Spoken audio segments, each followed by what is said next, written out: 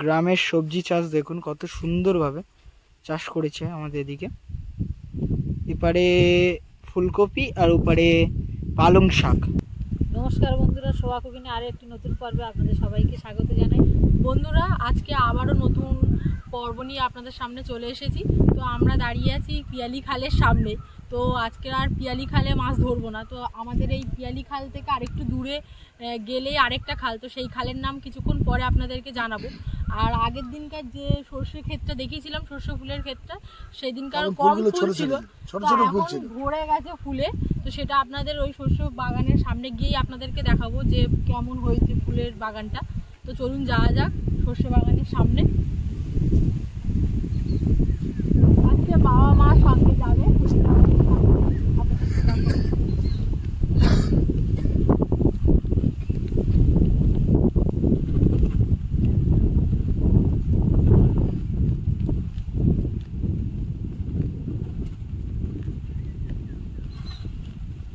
সেই এখন আমরা পিয়ালি খালের ধারে দাঁড়িয়ে আছি। সারি সারি তাল গাছ, আর এই পারে ধানের বাদিকে ধানের গাদা, সেই কালভারটা।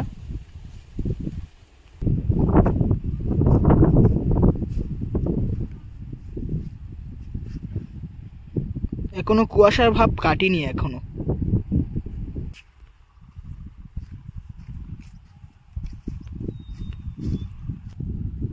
বন্ধুরা, আমরা সেই সর্ষে বাগানে চলে এসেছি।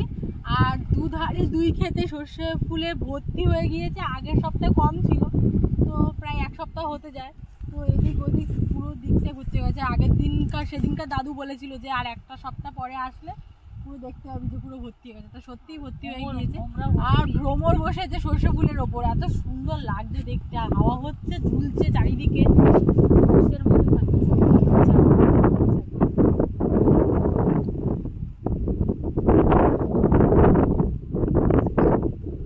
উত্তরে হাওয়া দিচ্ছে। তো এই কদিন শীত ছিল না একদমই, তা 2-3 দিন ধরেই শীত ছিল না। আজকে হয়তো শীত পড়তে পারে। তো এই উত্তরে হাওয়ার জন্য দুপারে সর্ষে ক্ষেত এত সুন্দরভাবে দুলছে, আর ভ্রমর বসে আছে গায়ে গায়ে। তো দেখতে এত সুন্দর লাগছে। তো আপনাদের কেমন লেগেছে প্লিজ কমেন্ট করে জানাবেন। তো আমরা এখন খালের দিকে যাব।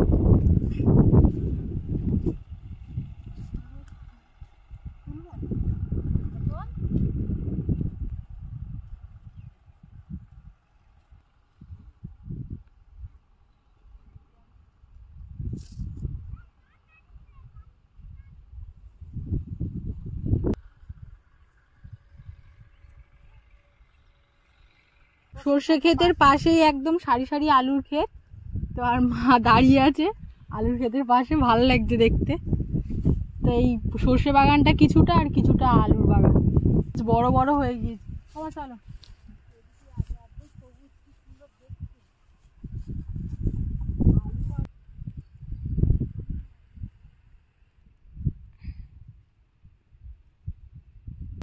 এই খালের রাস্তায় আমরা উঠে এসেছি, আর সামনে বাবা মা যাচ্ছে। আর এটা হলো রায়পুরের খাল।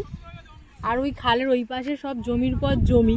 তো এখন ধান তোলার সময়, তো সেই ধান তুলে চাষিরা সবাই ওই ধান ঝাড়ার মেশিনে ধান ঝাড়াই করছে। দেখতেও বেশ সুন্দর লাগছে মাঠের মধ্যে।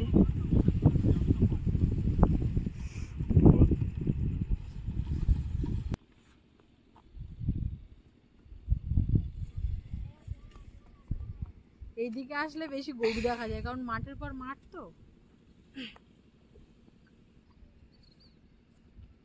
পরপর দুটো গাছ, তো একটা গাছ হলো কাঁঠালি কলার আর একটা হলো কাঁচকলার গাছ। তা দুটোই মোচা সমেত করে।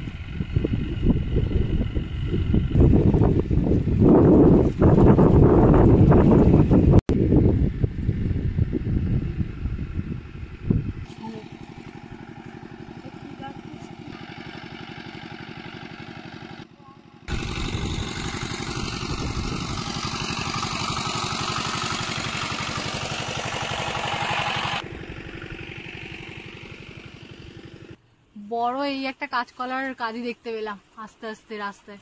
খালের ধারে এত সারি সারি কলা গাছ, যে খালেই যাই সেই খালের ধারেই দেখি বেশি সারি সারি কলা গাছটা বেশি। এটা হলো বাসক পাতা গাছ, ছোট। আর দেখুন বটবটি চাষ হয়েছে। অল্প অল্প ছোট ছোট বটবটি, এখন বেশ কিছুদিন লাগবে বড় হতে। আর এটা হলো বাসক পাতা গাছ, ছোট গাছটা এখনো।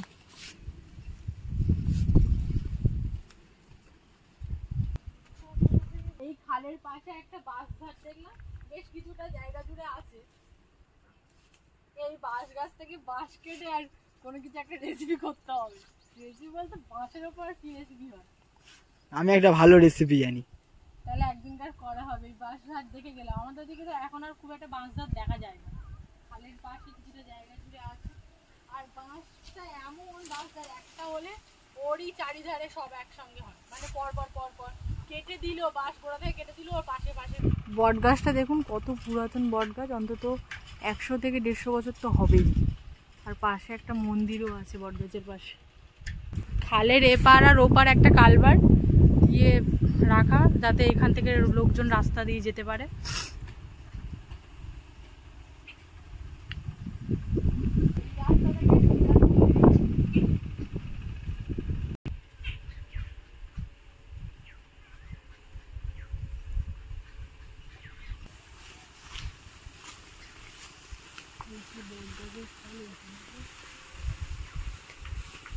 বটগাছের পাশে যে মন্দিরটা, আমি যে মন্দিরে প্রণাম করলাম, মন্দিরটা বড় ঠাকুরের মন্দির।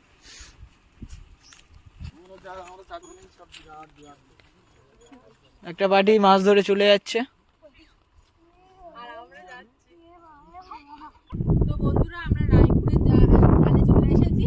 তো বাবা এদিকে জালটা ফেলে আর ওইদিকে হাঁটা করছে, আমি দেখবো যে জালে কি পড়েছে।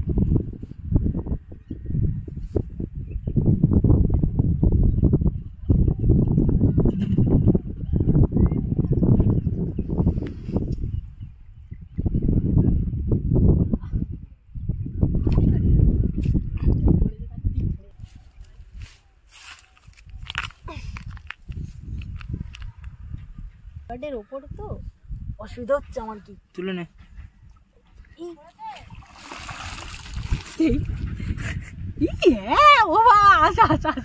ব্যাং করে আসো, ব্যাং করে যে হ্যাঁ তো ব্যাং পড়েছে, আমি এই যে মাছ পড়ে, ও মা ব্যাং পড়েছে, আমি এই যে মাছ পড়েছে।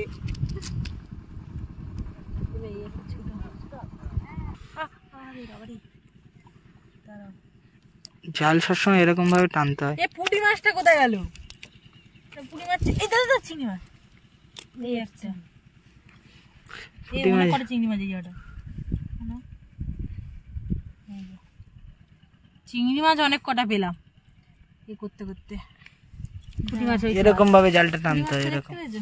এই দাদা দাঁড়া না ভাই, না বেশি। এই একটা পুঁটি মাছ, হ্যাঁ তা যাচ্ছে। এই একটা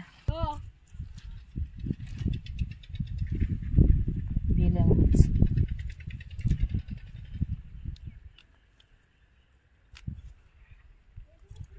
বাবা একটা ছোট্ট নেদোস মাছ ধরেছে, ওই যে পড়ে গেল, এত লাফাচ্ছে মাছটা।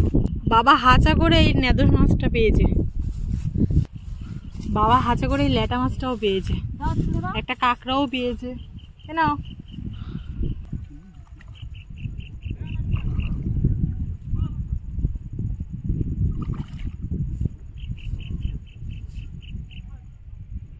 গ্রামের সবজি চাষ দেখুন কত সুন্দরভাবে চাষ করেছে আমাদের এদিকে।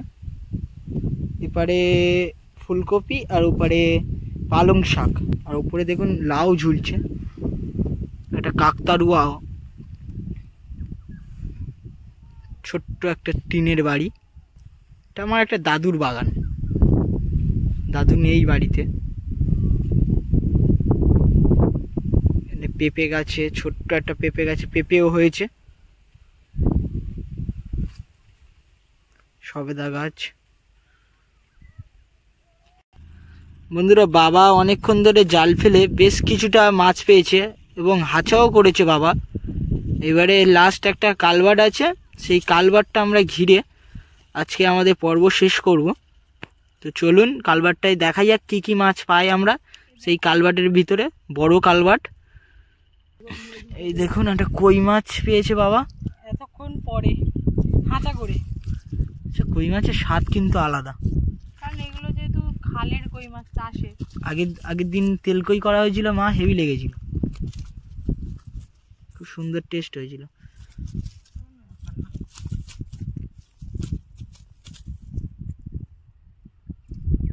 বন্ধুরা বাবা এই কালবারটা ঘিরবে, তো বাবা জাল ফেলে দিচ্ছে, দেখা যাক এই কালবাটে কি মাছ পাওয়া যায়।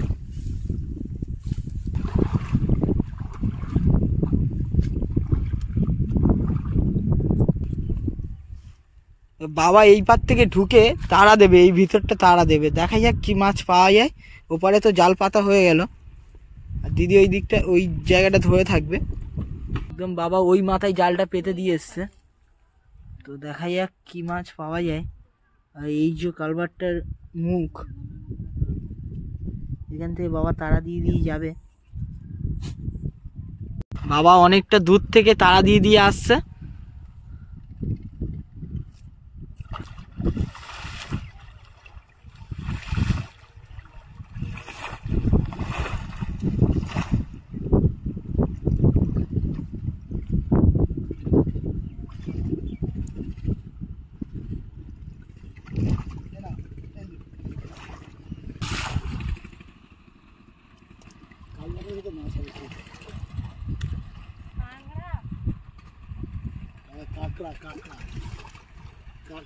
আগেবারে বাবা ঘিরেছিলাম মনে আছে, সেই কত মাছ পেয়েছিলাম, কত বড় একটা শোল মাছ পেয়েছিলাম। এবার দেখা যাক কি মাছ পাওয়া যায়। ঢুকে যাও, কালবাটের ভিতরে ঢুকে যাও।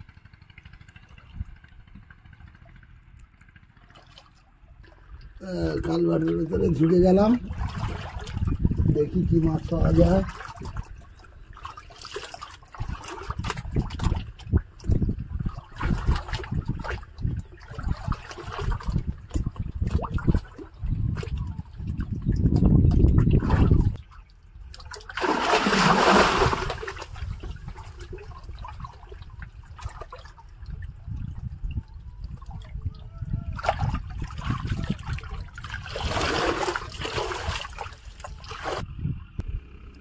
তো জাল টানছে, দেখা যাক কি পড়ে। সব পালাগুলো জালে আটকে গেছে। পালা না, ঘাস, ঘাস, বড় বড় ঘাস, কলিং শাকের দানের ঘাস, দানের ঘাস না, ছাঞ্চে শাকে।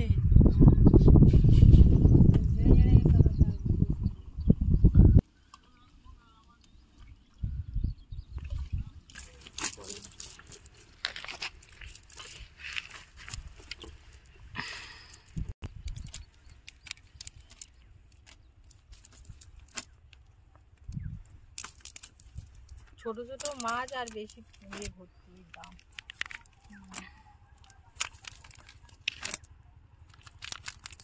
পুঁটি মাছ, পুঁটি মাছ, পুঁটি মাছ ওই দুটোই পুঁটি মাছ।